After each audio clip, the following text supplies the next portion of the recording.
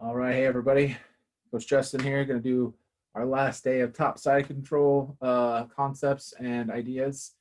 Today we're going to do wrist lock controls, and there's a few places to do that from, so I'll kind of go over each of those places and what the mindset should be for people on the bottom or people on top. Then we'll also do north-south transition, mainly because sometimes your guys just real squirrely and moving from side to side, using your body weight to sort of pin them and slow them down. That's and also if you're having trouble blocking, sometimes it's just good to spin on top of them. So that's what I'll be going over today. So follow me. All right. So we got Bob here, right? And as we've been learning about inside control. Is not a simple position. Like most people think, oh, it's side control, it's a simple position. And we know that that's just not the case. We know through these little bits that there's actually a lot of sub positions. Sorry, I'm trying to get my camera in the right spot. There we go. Sub positions for side control. But even in those sub positions, there are transitions when your opponent wants to do certain moves. So we can use their frames, use an opponent's frames against them in various wrist locking sort of ways, okay?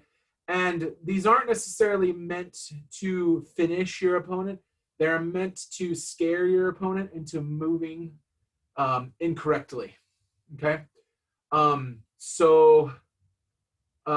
example, one of the more common ones that actually can be a submission if you do it right is a hip drop. You can ask Coach Justin about this. It's not really something I tend to do, but when you are on the bottom and you're in your regular, side control position, and your opponent is framing here, okay? Sometimes they make the mistake of putting their wrist up against your hip, and you don't want to do that specifically for this reason. So if I just put my palm into the hip and my wrist is bent back like this, and the elbow, this is the important part about wrist locks too, is that the elbow is up against the floor, right? Then I can just turn my hip and it will hyperextend the wrist back like this, okay? So it pretty much just looks like this. So over here, your opponent puts their wrist here to frame, and then once you're kind of pushed away, you just drop this hip down like that, and it hyperextends their wrist back. Now, most people won't necessarily be in that position. They'll make that frame. Like when I make a frame, when I get this arm inside, I'm usually here and doing this with my wrist. I'm not trying to push because I'm not trying to create space with this. I've created the space when my arm's inside. So my hand is just going to hook on the outside. But it's not to say that if you're, smart enough or rather ingenious enough, you don't want that there. Instead of sitting out to pull it back up, so instead of, grabbing it and doing this and sitting out and then pulling it back up and trying to get back to side control like that, you can be a little more of a jerk, and you could actually grab their hand and sort of manipulate it down, because even though they're on you, your fabric slides, okay? So I could just have him on my fabric and sort of slide my fabric down or push his hand down into the position I want and then come over. And so when they feel that, so if they're here and they're framed, I could manipulate this hand a little bit to even just push it in a little bit by pushing down on it and then lifting the hip up just a little bit to get underneath and then turning in like that. And while I'm playing with that hand, right, your opponent goes, oh, he's messing with my hand. And so he pulls that arm out, and then once he does, then you can re-establish. And you don't even have to be anywhere. You just here, you start to lift this up, they go, oh no, they pull that hand out. When they do, you come back up to the top like that. Okay, that's how I would. That's one way of using wrist lock control to get your opponent to move. There's, like I said, there's lots of wrist lock opportunities in here, and that's just one of them. All right. My second favorite wrist lock is from the frame. So we've talked about this a little bit already in some of the previous classes. And what all it is that your opponent tries to frame on you, and they put their hand inside your collar, or they put their hand on your shoulder like this, trying to create that frame. Because remember, there's really only a couple of places that are really good for framing on the face. All right. Just to recap, sort of here what I've gone through. If you frame somebody in the throat like this, it's real easy for them to come back, get this hand up underneath, right here to block. Look how I've got this arm on the shoulder, and I'm ready to go. All I got to do is turn my hips down, boom, and I'm in my Americana. I mean, it's really that easy. And then from here, I can finish it. That's one thing you got to worry about. If you go hand on the shoulder or hand on the chest like this, or hand inside like this can set you up for wrist locks too.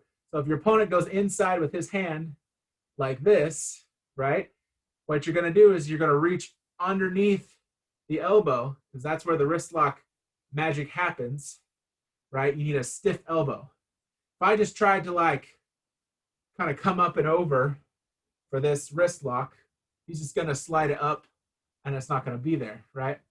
But if I take this elbow and brace it behind like this, and then use this hand to push in, now the wrist stays in place.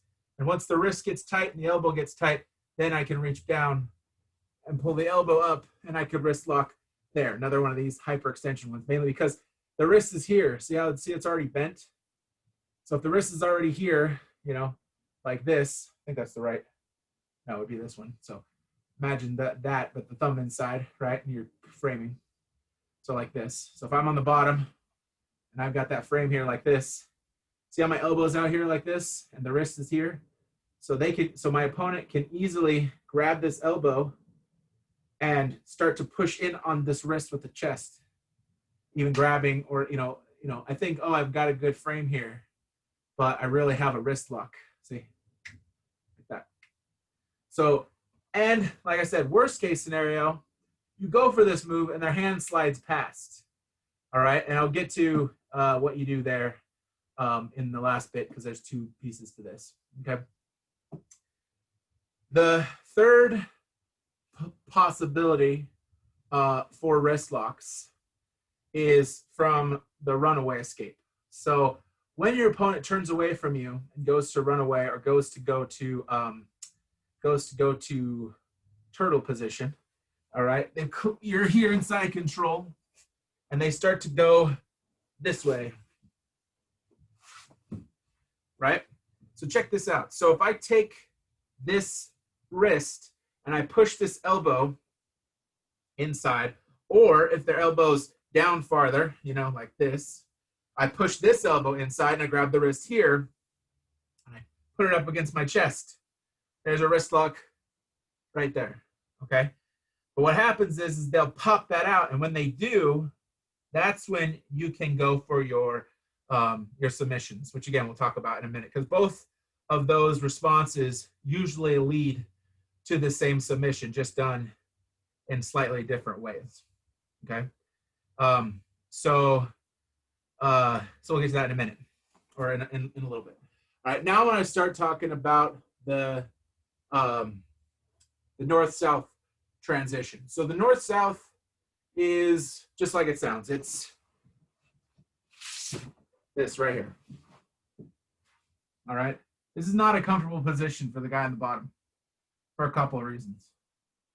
But generally speaking, the only real way there's two ways that you can get out of this. And one of them is trying to move my head, top guy's head down near the lower abdomen, and then lifting up on the hips. That's one way. Or pushing up so the head gets closer and you have more bend in your waist. So you, as the guy on top, want to be in north-south so that you're chest to chest. Because if my head is too low, like if my chest is in his head, right, then I'm too low and he can throw his legs up and potentially even take my back. This is something that a lot of real flexible people can do. And if I'm too high, like say I'm here like this, or I try to post up because he's doing something funny, it's real easy to get underneath my hips and lift me up and push me this way. And then now it's a lot easier for you to turn and get up and get back into guard, or possibly come up to standing because you followed me over, because I've helped pull you over. So imagine I'm here like this, somebody puts their hand on my waist, right? They don't have to be able to bench press 300 pounds to get me off of them. They just have to be able to bench press an okay amount and so they're going to bench press me forward like this. Now all my weight's over here, and they'll be able to come out and push me around. So if I want to be, whenever I go to north-south, I want to be chest to chest. And that's actually really easy because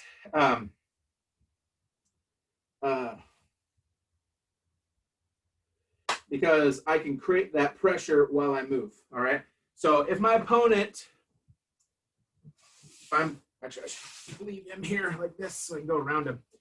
So if I'm in side control like this, and my opponent's able to create frames, right?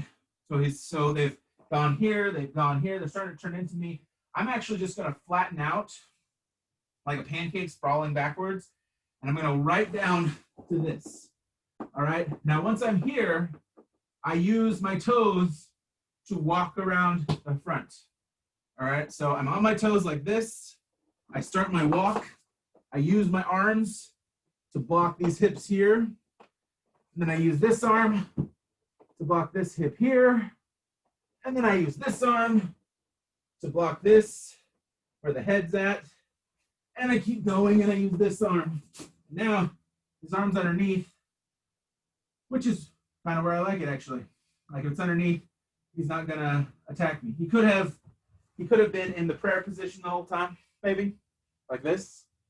And so when I rolled around him, but most likely because of the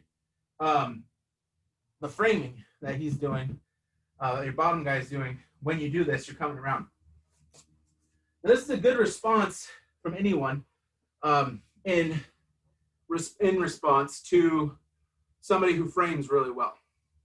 Like, I've tried to just maintain side control, and what happens is, so if you're here, right, you make this frame and someone spins around the top of you, like here I can stay in real close.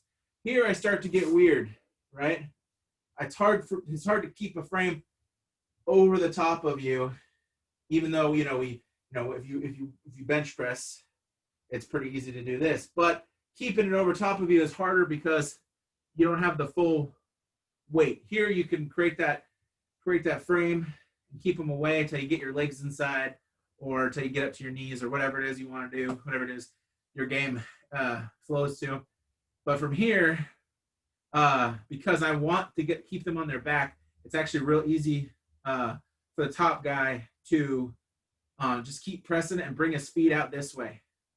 And once he brings his feet out this way, you're kind of forced to follow him, because if you follow him here, that really takes your frame away, right? So if you're bottom guy and you're framing and your opponent starts to go this way, and you can't follow them because they're putting a lot of backwards pressure on you while you're trying to frame, your guy starts to go this way, then you have to follow him, right?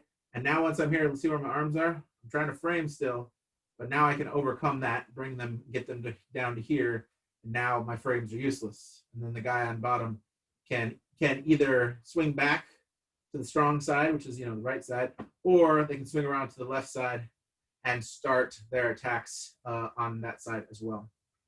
So remember, one of the things you also have to worry about when you're going north-south, if your guy on the bottom and the guy on the top is pretty aggressive, if I'm here and he starts to slip past, so I'm like, oh, I'm going to go up, I let my frame go. When I let my frames go, look where I'm at. I'm literally in the Kimura position. that he wants me in. So all he's got to do is kind of keep me from coming up, readjust on the arm, and now I've got that Kimura, and then I got to do my significant other escape out to the side, and I'm on my back anyway, all right? This has happened to me quite frequently where, you know, I've created that frame, I'm ready to escape, my opponent snaps on that Kimura, starts to come around, or starts to come around as I framed and snaps on that Kimura, and then I got to block, grab my hands together to keep from getting the Kimura finished, and then come back down here, and now I'm basically back where I was before, right? So worst case scenario, using the north-south transition, you're keeping your opponent in side control, all right? So the wrist lock control is for someone who's trying to focus more on like attacks and things like that. The north-south transition is for someone who was trying to keep side control. Because like myself, like I've said, as a larger fellow, I want to keep the pressure on my opponent, and I want to try to force them to make some sort of mistake. And so keeping that pressure on them when they, you know, if you're a smaller guy and I've already passed, but you've created your frames and you try to get back inside, if I just sort of come over the top and make you support my weight the whole time, at some point your frames start to give out, and then I can kind of grind down into your frames. And whether I weigh as much as I do or I weigh, you know, 100, 150 pounds less, it's still something that I would use in my game. Now, if I was a little bit smaller and I didn't know, and I couldn't use my weight the same way, I'd probably you know, use some of my squirrelier transitions, like jumping over to the other side. That's another thing that people tend to do. It's not really a common thing, but like someone steps into you this way, then you can you know, hop over that way and, you know, push them this way. So now they're facing away from you. Gotta watch out for the legs on that one, obviously. So I'm not really going to show that because what we've done so far transition wise, I think is pretty good. So so again, you have those wrist lock techniques, and they're not necessarily there for you to finish. They're always there for you. You can finish them in some situations, but they're always there for you to use as a way to get your opponent to do something. You know, like that is a style. That is definitely a style of jiu-jitsu, a major style. And there are other ways, more painful ways that you can get people to do things. You know, we call them pain compliance techniques. It's things like, you know, using your elbows, maybe using a knuckle. You know, you're not trying to punch somebody, but you are creating pain to get your opponent to comply. And so that's a very specialized way of doing jiu-jitsu, and you have to have the right kind of mentality to do that. I personally don't like to do that, but I will use some of these fire techniques to get my opponent to move. And the north-south technique I've definitely used before when I get a guy who's framing really hard, and I just can't I can't just weigh myself down on them. Like if you've created a frame rooted in the ground like this, and this one's rooted in your body, they're not, and then you post, this frame is going to be immovable, right? I'm pushing against the body. Now, I will also say, framing like this, I frame like this because that creates the angle I want. Now, you smaller guys who have the ability to keep that frame, but keep the elbow closer to the inside, that's where your money frame is going to be, okay? So it's really like, and like I said, my shoulders and my body, they don't really like to move this way, but it's like with your elbow inside the frame of your body. And I know a lot of you guys can do this. So you keep the elbow in the frame of the body, and when your opponent pushes back on it, what they're pushing into is your own body. They're pushing into your own body. So that's the frame that you're trying to create when you're doing this. Now, again, I would be more apt to try to do, you know, one arm in here like this up against the ground and the other arm up here like this. But if my frame starts to collapse, I have no body to hold it against, right?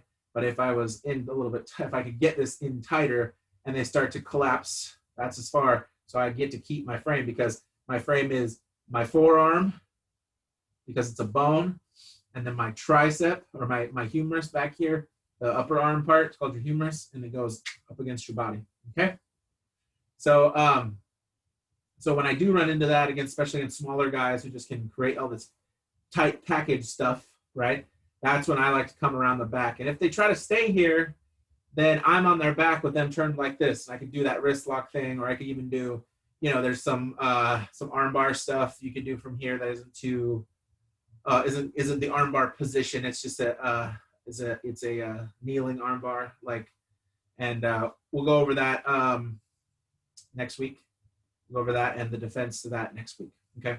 But for this, we're done. We did the wrist control for the fire movement for the day, and the transition from north south is going to be your earth movement. Okay. Like I said, the side control is very flexible and has lots of components, lots more components than people realize. So side control is a whole system of mastery by itself. If you don't know what you're doing in side control or don't want to stay here very long, you can use it as a transition. You go to side control, set up the mount, go to mount. Set up the, if you're more advanced, you want to set up the twister or the truck, go to the truck. If you want to use the truck roll to go to the back, you can do that. If you want to use north-south to go to the back, that's another thing together too. So there's lots of paths here, and it really just depends on what you're proficient at, what you're naturally proficient at, and so on. So, all right, so let's talk about the arm triangle, and let's talk about some entries from the side control, okay? So off the wrist lock, there are two entries into the arm triangle, okay? That I like to use, that are very basic. They're right there. They don't require anything tricky to pull off other than the setup from the wrist control. Okay, and even then, they aren't always necessary to do the wrist control to get them. Sometimes people will just give them to you. So for traditional side control, like this, right? And your guy starts to snake the hand inside, and he's here, right? So what are we going to do? So what we're going to do is we're going to take this arm, and instead of being here like this, worrying about the frame that he's created, and again, assuming that, there we go, assuming that they have, like, let's say they have this, right? And I want to do wrist control. So boom, I start to do wrist control. They let it slide past. I'm going to come down here like this. Now, see how close I am to the arm triangle? I'm already set up here with my head down. So all I got to do is windshield my legs over. And then I can finish. Okay? So I can finish here, keeping my head tight. I can do my knee up like this and finish that way. There are a couple ways I can do that. But generally speaking, you're going to get the arm behind the neck, and then you're going to get the other arm, the head behind the arm, and then the arm behind his head. The head behind the arm and the arm behind the head. All right, so one more time. We're here, he's framed, I'm starting to come back. So I'm able to grab this, like, oh, I'm gonna wrist lock you. So they go, no, I don't want to get wrist locked. So they let go. And once they let go, head goes down. Keep this arm here behind the tricep until you get it locked in. Now I've got it locked in. I've got the head real tight, got the arm real tight. And then I just jump over. And I can jump over a couple ways. The easiest one being knee, windshield wiper over to that. And then I can finish here like this. There are a couple ways to finish here. So if we were around to practice, I'd show them to you. But there are lots of tutorials about how to finish the arm triangle. So if you want to know that, watch them. But we also want to talk about how to defend against the arm triangle. So here's the first thing you should be thinking of when somebody does that with your arm. All right. So I'm here like this. You start to frame. And so I grab the wrist to do, a move, or maybe I grab this wrist because I'm going to Americana. So the arm goes down across the body like this. And so I'm going to come back underneath, keeping this arm here. So I'm holding this arm up against my body like that. So when that happens, you should be trying real hard to get your arm up and back out. And once your arm comes back out, well, we're just in regular side control again. So, we're pretty much back to neutral at that point. So that's what you got to think about. Like, sometimes you mess up, at least you can come back to neutral.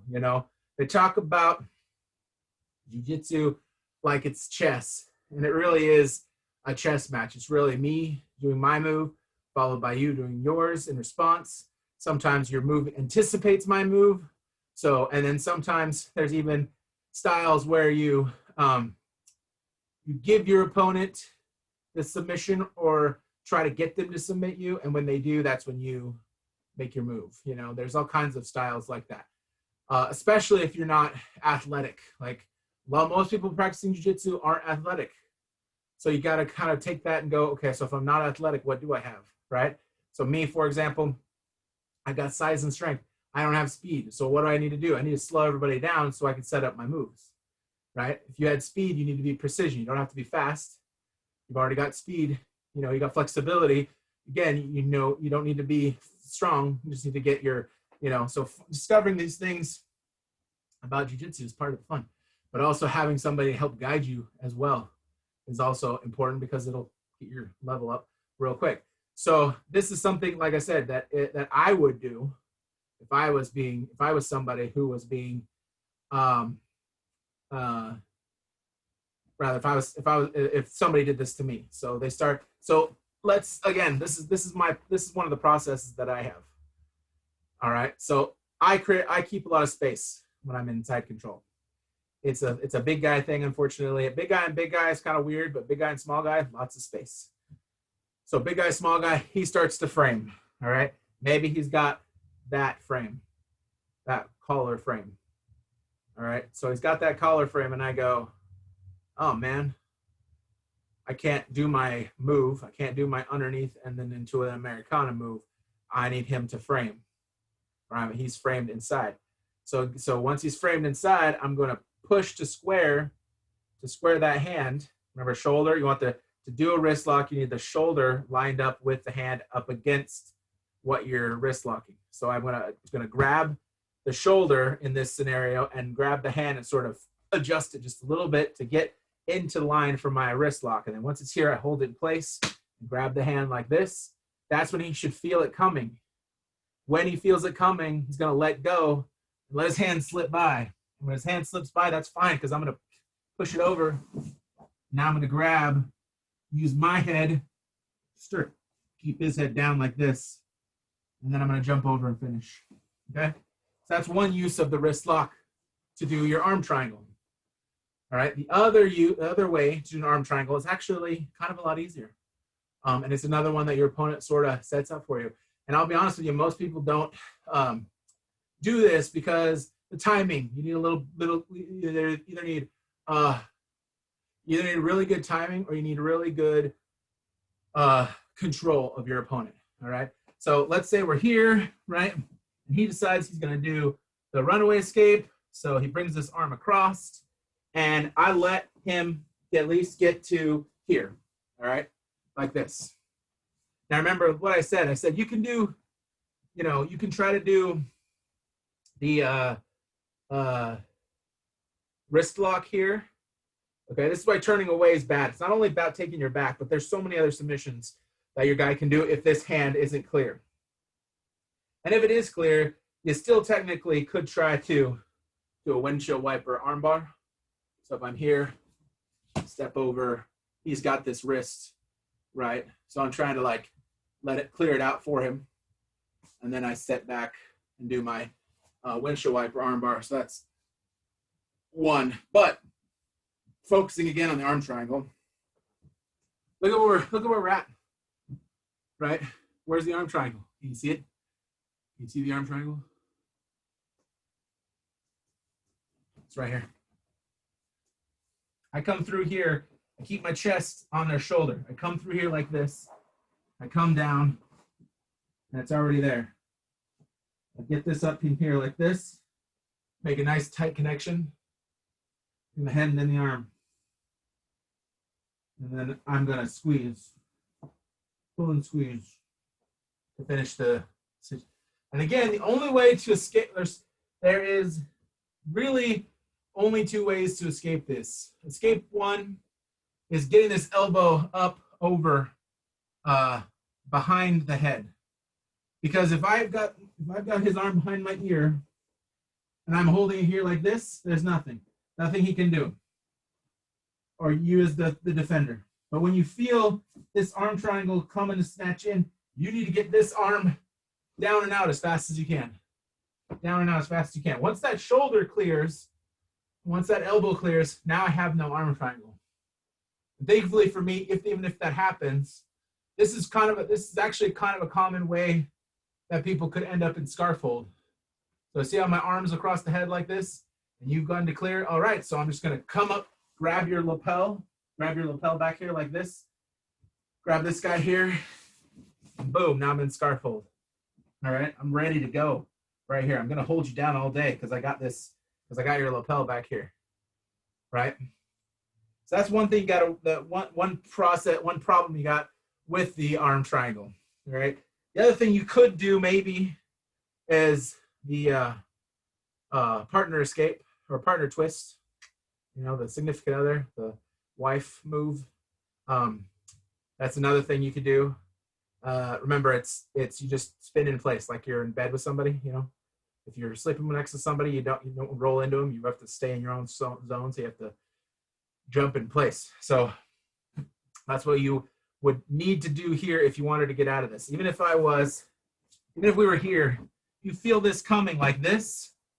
This is where you need to bump and really get that arm down. If you can get my head past your elbow, then you should be fine. So if you can get your elbow down to the mat like this, I will also have difficulty getting into the top guy will also have difficulty getting into scarf hold with this position too. So that's another thing that you can think about. So the other thing that people do is they do what's called the cell phone escape or the cell phone prevention, right? So like a lot of times people will be getting me in this arm triangle position. And so a way to defend against it, so we're here, right? A way to defend against it is this right here. This is called the cell phone position, right? And the reason why this works is because for the arm triangle to work, you need to get this across the carotid artery. It's your shoulder that chokes you on half of this choke. All right, but if I've got my arm here and you try to do that, I don't know if you can see this, but you're not getting anywhere into my carotid artery. So there is responses to this, but what I like to do from here or even here, this is the same kind of defense that I like to use. So what I'll do is I'll actually use this hand here and I'll brace it against this one like this. Because you're trying to push your body into my arm. And if it's just my arm here going this way, I'm not going to be able to defend. And you're also squeezing. That's another thing, is the squeeze. So you're trying to squeeze to get my arm close in here and choke myself with my shoulder. But if I push using my wrist here, now I've taken that pressure off. Even if your arm's there, and I've created a little bit of space. Notice how my elbow kind of goes this way. I push here, created a little bit of space to get this arm up and past your head. And once this arm's past your head, now I can get out. I can get this arm down like this, and I'm ready to start the next phase of whatever defense I need to establish. Okay. So one more time, your steps to escape the arm triangle are as follows. Okay. Step one, you recognize that they're gonna go for it. So either you're here and they start wrapping their arm around like this, or you're here and they get your arm here like this. Anytime where your arm's being pushed across like this, there's some sort of choke that can happen. So you need to really get this arm in, or that's another good one too, actually. If you can get it past their body before they start to come in. So remember, their head needs to be behind your triceps. So if they give you any sort of room, you can get that elbow past their head like that. There's no more arm triangle there. Even if they got their arm underneath, there's still no arm triangle there, okay? So that's the thing, one thing you have to be aware of. When they're here, when they're starting to go, you can, if you try to get this arm up and down so that it's flat on the mat, you should be able to wedge out. But of course, then, like I said, they got kesagatame, scarf hold that they can do. And then the third thing is the cell phone, right? So this is a good way to defend against the arm triangle. And sometimes even, like I did with the pushing, you can actually push your own elbow over like this.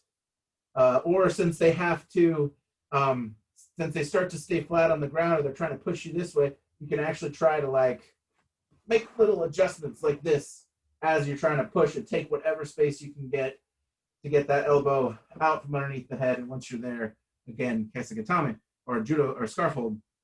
But the third one, like I said, I like to do is I like to use the other hand to help support. So you give me that arm triangle. I'm not just going to let you do it. I'm going to go here like this, and I'm going to push. I'm going to create palm-to-palm pressure right here, and I'm going to push my elbow into you like this. And that way your head starts to move away a little bit, and then once it does, then I can slide past your head like this and come around and go this way. And if your opponent doesn't switch to this control, you can come up from behind, grab them, and then come out the back. They might hold on, and there might be like this fight where your arm's down here and you're holding on and you're trying to come up, and they've got their arm around you and they're holding your gi top, and that's okay because you're fine. At this moment there's nothing they can do to you, so you're fine. Okay. All right, guys, that's all I got for you today. Next class we'll be starting neon belly from the bottom, and then we'll be working, and then that'll be all next week, neon belly, defenses, movements and whatnot, and then a couple more, the submission of the day, what it'll be. So thanks a lot for watching, and have a good one.